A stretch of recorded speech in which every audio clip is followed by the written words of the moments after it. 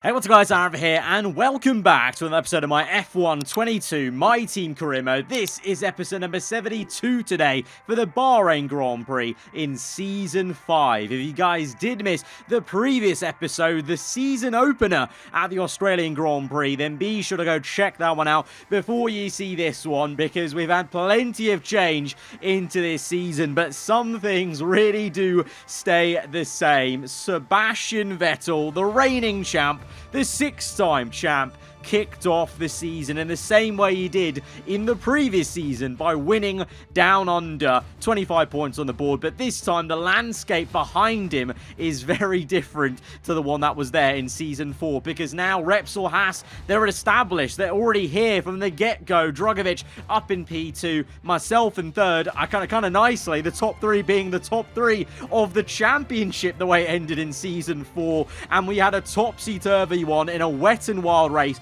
around Albert Park that saw so many different teams in the top 10. Andretti, Renault, Red Bull, Audi, Mercedes, McLaren, Lotus, Haas, the list goes on. It really was an amazing one. We have 3 reliability upgrades coming to the car. Of course, we're pretty much maxed out on all the other departments, so we're just kind of funneling in R&D resources into the durability part of this car. But before we go on to take a look at the R&D graph and see about other teams' upgrades, we got a quick message for this video's sponsor. Yep, this video is sponsored by Nvidia. Playing on a GeForce RTX 4090, Nvidia's newest GPU based on the Ada Lovelace architecture, the RTX 4090 is the most powerful gaming GPU ever made and can deliver 4K high frame rate ray tracing action. And F1 22 supports ray tracing and Nvidia's new AI boosting technology called DLSS 3. DLSS 3 uses AI to boost performance massively in F1 22, and now so can you by clicking the link down below and checking out the RTX 4090. But let me just show you as well. This is F1 22 running at native 4K with maxed out settings and ray tracing enabled, and we're getting about an average of 75 FPS. Now we're going to enable DLSS Super Resolution to quality mode in the option. DLSS Super Resolution, formerly DLSS 2, uses AI to boost performance by rendering the game at a lower resolution and upscaling it using AI to 4K, maintaining or improving image quality. You can use this on the 20, 30 and 40 series RTX GPUs. We can also enable DLSS frame generation, which is an RTX 40 series exclusive feature that uses AI to generate entirely new frames. As this is done on the GPU, it can bypass other PC bottlenecks like CPU to massively boost performance. And this has now taken our average FPS to 190. So we went from an F1 22 playing experience at native 4K at 75 FPS to 190 FPS using Nvidia's DLSS 3, all with ray tracing on, to get the best graphics at 4K. So click the link down below to check out the GeForce 490, and you can be playing F1 22 in native 4K with high frame rates and ray tracing. And actually, funny enough, that very graphics card is the one I've been using for the last couple of F1 My Team videos, and it's made the game so buttery smooth in terms of performance. Really has been a pleasure playing the game with that thing in my PC. But here is then nonetheless the R&D graph as we go into the next weekend of the Bahrain GP. Ferrari are the biggest gainers this weekend with a major upgrade, well, at least it looks like a major upgrade compared to the teams below them of Andretti, Porsche and Aston Martin. You can see that massive pack of Mercedes down to Red Bull, pretty much near enough maxed out cars for all of them. So, you know, Ferrari, they will be able to bridge that gap. It's just about when, really, then if. And then when that happens, can they actually get in the mixer properly after, you know, what has been a season and a bit of not being in the top flight? You know, are they even ready to be there in terms of operationally? We know they can be a little bit haphazard, but, you know, you got to say in the hands of Max Verstappen, surely if they give him a car to actually compete properly, we're going to be seeing Scuderia Ferrari back fighting for podiums maybe at some point this season. But right now they've still got some work to do, but they continue to try and bridge that gap then up to Renault, which is the last team actually. To be fair, Renault actually joined the top pack back, if anything, there. So Ricciardo and Perez could be springing some surprises, definitely in Q2. It's just literally, it's actually quite unfortunate. Q2 now, there's always going to be some people and some drivers that are upset, including ourselves, and there might be points where we have a bit of an upset, and you know, it's just unfortunate because there's too many teams now going for those top 10 spots and then into the race on Sunday as well for the points. So it means that there's going to be more teams than ever that are disappointed not to make it into the points and after they expected to be. So you join us now on this Saturday then in Q1, looking to make it through into Q2. It's a very different circuit to Albert Park, a bit more power oriented. Traction's a massive thing, especially in sector 2 with those undulating corners,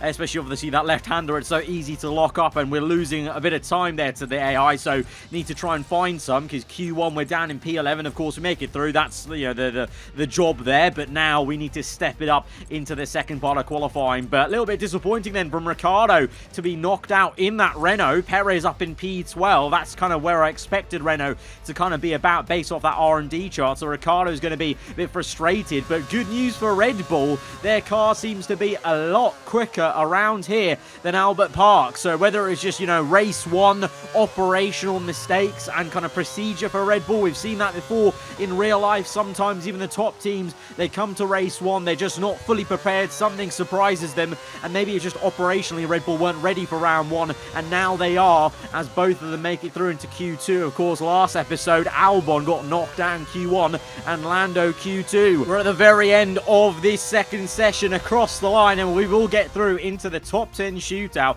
and with flying colours, I must say, quite some way ahead of the rest of the grid. So maybe for once we've got a bit of simulation time there, as maybe the AI didn't speed up as much as I thought they would at the end of the session. But both Mercs are through, and one McLaren only, because Piastri should get knocked out. Both Audis are through, only one Red Bull though. Norris makes it through, but Albon can only manage P12, and then both Repsol Haskars, of course, established now on this F1 grid up here in the top 10 shootout. So of course, as I said, there's always going to be now some people that are disappointed. Piastri, Albon, Verstappen in the Ferrari does well in P13 to be a lot higher than Ferrari qualified in round 1, but all those guys, Perez in the Renault, they're all going to be disappointed not to be right here where we are right now in the top 10 shootout on our one and only flying lap. A load of people have set a banker time at the start of the session. We've just opted to go for that one and only lap right at the end of it, and that left-hander was probably the best I've taken that the entire time. But let's see, in Q3 generally the AI do speed up a little bit.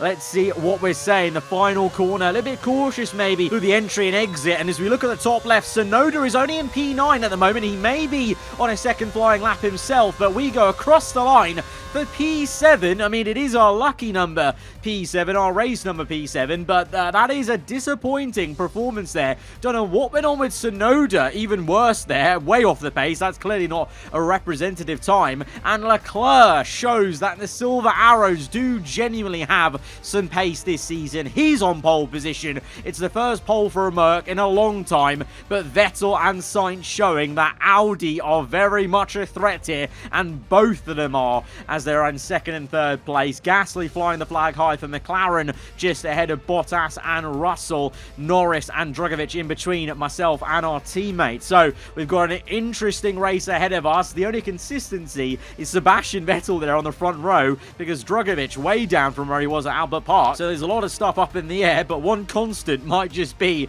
our old teammate, the 6-time champion, Vettel. Let's go to the grid. The stage is set for another enthralling race here in the Kingdom of Bahrain. A Ferrari stronghold in years gone by. Will they be able to add to their record today? We'll be racing around 3.36 miles of the magnificent Bahrain International Circuit today. Keep an eye out for drivers locking the front left down into the tricky braking zone of turn 10. Off the back of a fantastic qualifying session, it's time to see how our starting grid looks like for today's race. Charles Leclerc lines up on pole position, with Sebastian Vettel starting alongside. Moving on to the rest of the grid, we have Sainz, Gasly, Valtteri Bottas and Russell. The owner-driver, Norris, Drugovich and Yuki Tsunoda. Oscar Piastri, Albon, Max Verstappen and Perez, Ocon, Mick Schumacher, Daniel Ricciardo and Liam Lawson, Fernando Alonso, Magnussen, Stroll and Nico Hülkenberg rounds off the grid. That's it then, it's time to go racing as we head down trackside for today's race. Anthony Davidson joins me once again in the commentary box, and it's fantastic to have you with us here, but I'm curious, as a man with experience out on the track, how do you stop those pre-race nerves from becoming overwhelming when you're lining up on the grid? Well, I imagine they'll be starting to feel the adrenaline as they anticipate the rundown into turn one, a bit like preparing to go into battle. The unknown situation will bring nerves, but that's a good thing. It will keep them focused on the moment and on their surroundings as we build towards the start of the Grand Prix.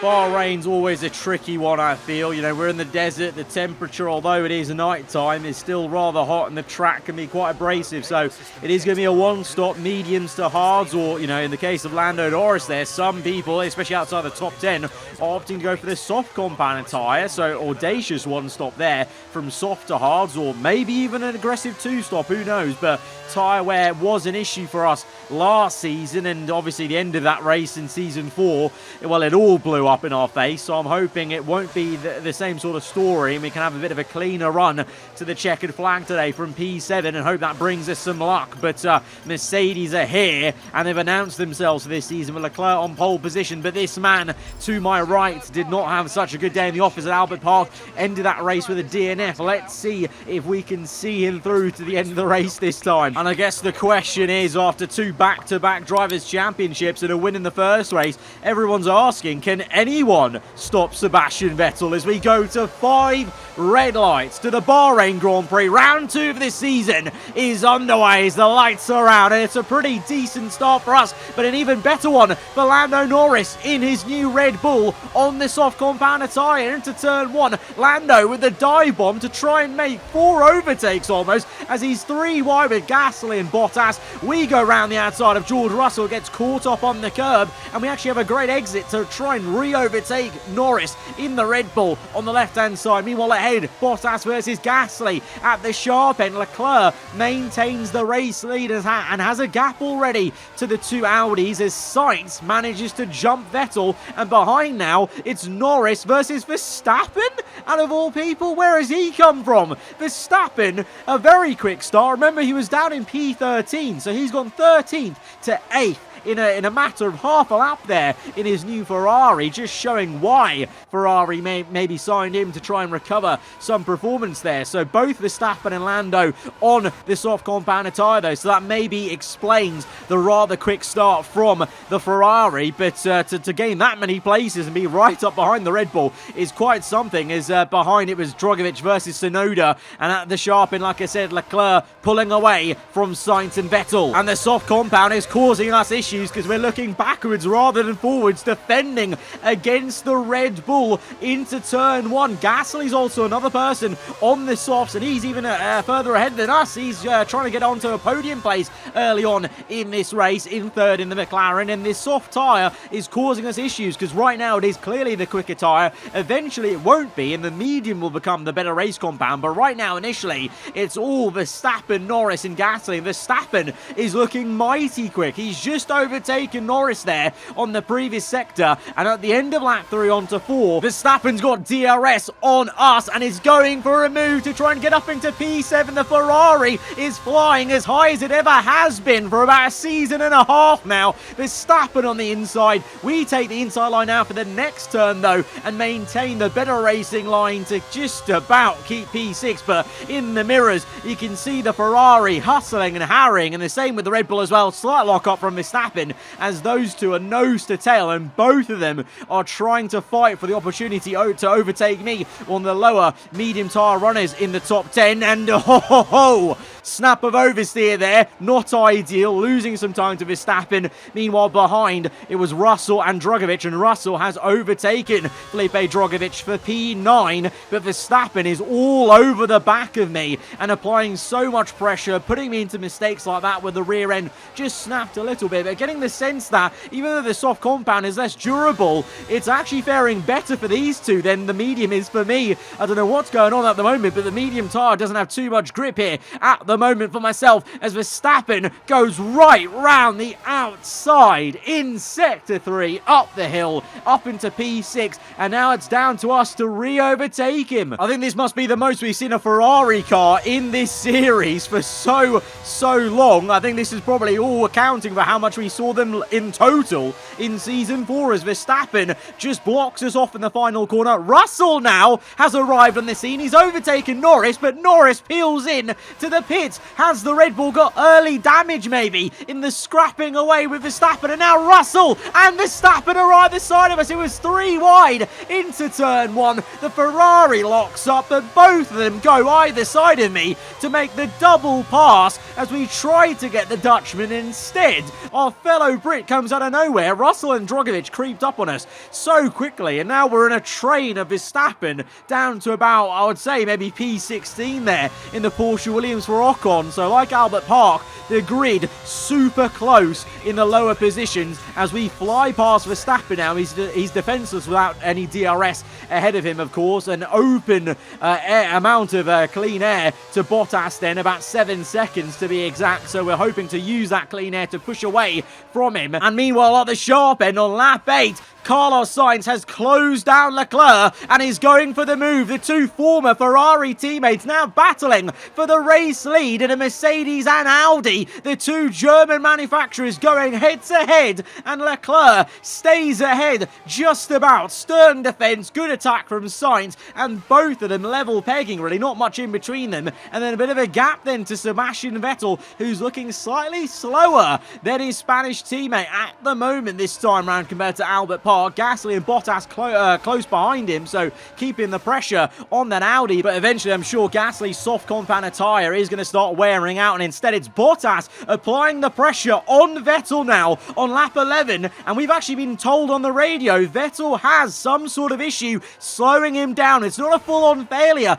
but it is a mechanical fault, and it means Bottas is through in the Repsol Haas into 3rd place, and Vettel will be slow now for a couple of laps. Lap 11, we're deciding now on this same lap he started to struggle to pit in now for the hard compound tyre. This is about 3 laps earlier than the strategy screen told us our engineers wanted us to. But for one, like I said earlier, for whatever reason, I was really struggling on these medium tyres, and I reckon the hard compound may be the better race tyre for us this season. And just looking at Vettel having an issue there, we may as well pit, use that undercut to try and gain on him, and then even further we'll gain on him because he's going to be slow with that mechanical issue. So there is Gasly then, and we're only about 3 seconds behind him by the time we fully come out. Obviously our tyres are stone cold, so you can just even tell by the driving there, a little twitchy on the rear end. We're weaving about to try and get any sort of temperature into them,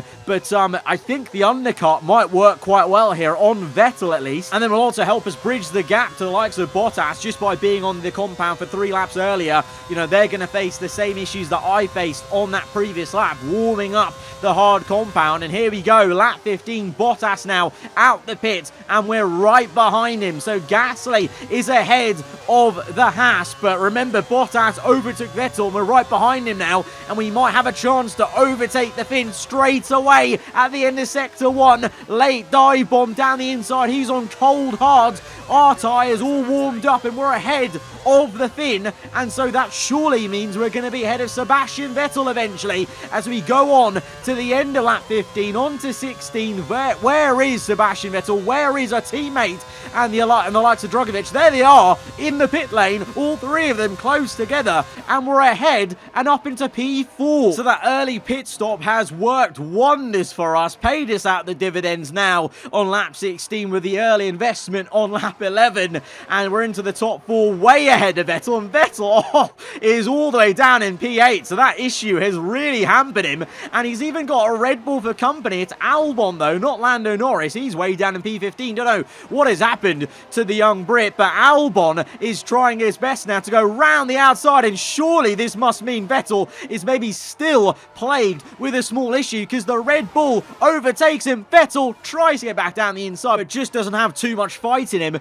because those hard tyres are yet to heat up, and he's now got our teammate Tsunoda close for company behind. Is now Ricciardo has spun it in Sector 1. Talk about getting the tyres up to temperature. Ricciardo has overcooked it on the rear end and is beached on the curb, and because of that beaching, that's going to cause a full course safety car. You know, usually you think he could drive out and be fine, no safety car needed, but because that Renault was stuck on the curb, or in a gravel trap, was it, in Sector 1 in a pretty poor place on the corner exits, the full course safety car is out. So now that's going to bunch everyone up and make this race just a little bit more interesting now. Lap 16, very much the final third of this race upon us as we get going again on lap 18 on to 19. 10 laps to go and we're in P4. We could be staring at another podium potentially. And big question marks for Leclerc up ahead. Can he defend against the efforts of Carlos Sainz? And what will Gasly do in all of this? Because he's on the medium compound.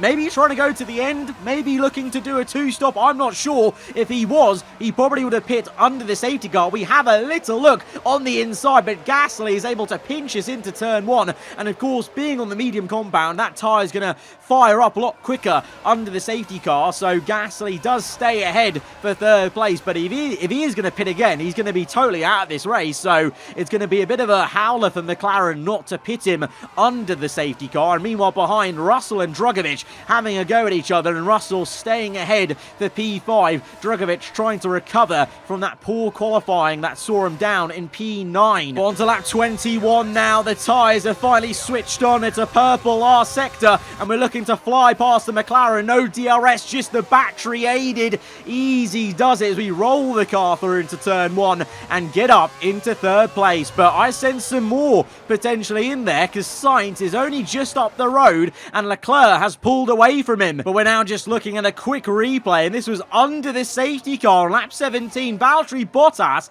he's out of this Grand Prix. Didn't actually notice it at first there, but he's not in the top 10 and he's not even in this race anymore as that engine goes up in smokes. And that's a really unfortunate ending to what was so far a really solid race for Bottas, especially after that mistake that him and the team made, staying on the full wet tyres in that opening round at Albert Park. Back to the live action now, though, and Russell having a go at Gasly, and Gasly is able to maintain P4 for now, though, but surely those mediums are starting to scream out, and then straight away, Russell goes from attacking a car to now defending as Drugovich has a go then. So it seems like this season, as soon as you take your eyes off one car ahead, you've got to look straight behind you, because there could be a car close behind as Piastri, Vettel and Verstappen round out the top 10, and all of them rather close together, so that entire rest of the top 10 could well change by the end of the race. And I'm hoping we can change the order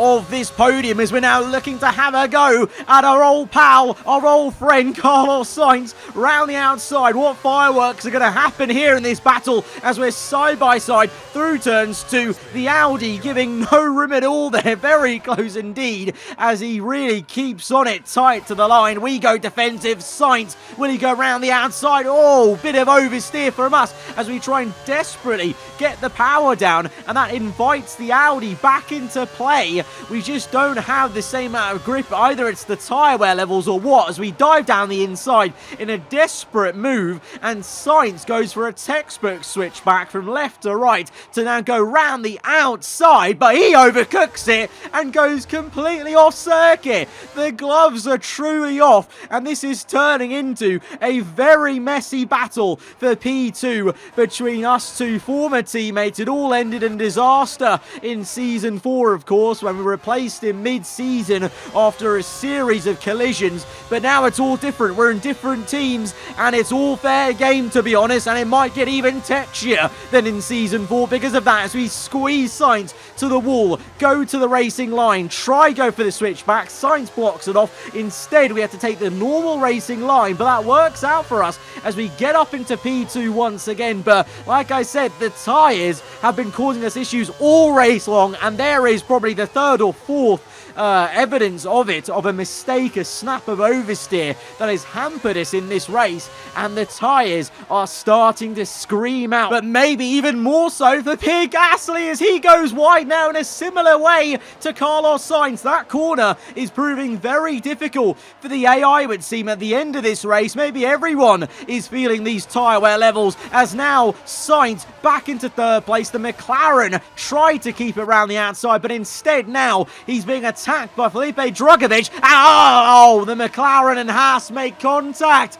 and that's a disaster for Drugovich. He has to come in for damage, and now all of a sudden Albon is coming out of nowhere to get up into P5, maybe even goes for P4 as he goes down the inside of Pierre Gasly. The Red Bull, he's been nowhere near the top 5, and all of a sudden he might be into P4 here in the white Red Bull car for this season. He is. Albon into P4. It's now Gasly 5th, Russell, Piastri, Vettel going round the outside. He's woken back up in this race. Maybe the issues have finally stopped for Sebastian Vettel as he overtakes the McLaren to get up into P7 and to get away from the likes of Verstappen and Perez in the Ferrari and Renault respectively in P9 and 10. Meanwhile, Sainz is all over the back of us. Sainz is pushing us wide. Contact made down the hill. Shoved us off the road, he did, with an elbow there. We've taken the runoff area to come back on circuit, very much like we did in the 2007 mod career, and now we've got to come back at Carlos Sainz, because as much as I'm getting ahead and staying ahead in second place all these times into turn 1, the problem is our tyres just aren't allowing us to pull away. Both of us are struggling, but Sainz just keeps on coming back at us, and this time I can't actually get the move done into turn 1, and that's a worry for us. Lap 27 onto 28. Look at the bottom right on the heads-up display. That orange symbol, that means the tyres are very much cooked, and they're getting towards the puncture territory, but we've only got 2 laps left, and we're going for broke. We're going to risk it to the end of the race. Sainz comes back at us, though. He switches from left to right as we go the opposite way. It's oversteers central through turns 2, and on the next lap, onto the last lap of this Grand Prix, we play the biggest game ever by braking on purpose in a straight line to get the DRS on Sainz. We're playing 4D chess on the grand Formula 1 stage as we fake to the right, go to the left, and shove past Carlos Sainz with the DRS. We defend the inside line. He's going to try and attack the outside, but we're going to hold the better racing line and hopefully just hold out for P2 here. But this is it. Desperate times on the last lap. We're going to hold the car in the middle to keep Sainz guessing. He'll try the left-hand side outside line, and we'll just keep on drifting this car through every corner to keep it going. Just half a lap now, just about left, but the tyres are going off as it's another huge snap of oversteer. We lock up into the hairpin. Sainz comes back at us now for what feels like the 10th time now in these last 10 laps of the Grand Prix. He goes round the outside, and for the second time this race goes off on the paint runoff strip, and he's invited George Russell. How about that? Into the last sector of this race, out of nowhere, George Russell gets up into third place, and meanwhile, Leclerc has been the coolest cat going because he's gone on to dominate this Bahrain Grand Prix and take a fantastic victory. The first win for him and Mercedes this season. Sainz 4th, Vettel 5th, Lando Norris up to 6th, Tsunoda 7th, Gasly 8th, Drugovich 9th, because we've got a whole load of cars that had to bail and make a second pit stop. So the top 10 behind me and Sainz all change in the last couple of laps, but we've come home to somehow just about hang on to a P2. That was a very, Very tough one, but we've held it through. We'll take P2. We'll take it. That's it then for another spectacular Grand Prix here in Bahrain. And a real champion's drive to take the win.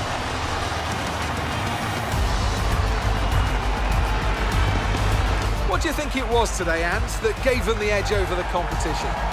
Well, I honestly feel it was down to the driver and car today. I mean, we can talk driver skill all day, but if you don't have a solid team to back that, you're never going to get anywhere. When you hit that sweet spot of having both an excellent driver and an incredible car, that's when you see results like those we witnessed today.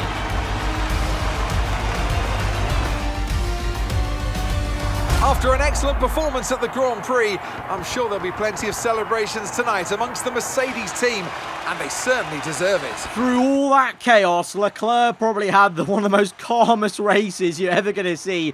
So many seconds up the road because he wasn't caught up in fighting, and to be honest, that's probably why he had no issues taking those hard tyres all the way to the end, but so many others did. I mean, others tried mediums like Gasly, and in the end actually ended up still getting points in that race somehow, but yeah, what a weird end to the race. The last 10 laps so intense with Carlos Sainz, our old nemesis from last season, and we're able to get the better of him, and it ends up being a double Mercedes podium. So Mercedes wanted to bounce back after a bit of a disappointing round one to fully show that they are here to attack the championship this season, and Leclerc looks to be the one leading the charge as he's now level on points with Sebastian Vettel for the championship lead. Obviously early days though, so we're not really even thinking about this standings right now, but for us, consistency of 2 podiums gets us 1 point off both of them. Drugovich hangs on to P4 just about, with Russell up into P5. Tsunoda stays put in P6. Mercedes though very much do stamp their authority by taking the lead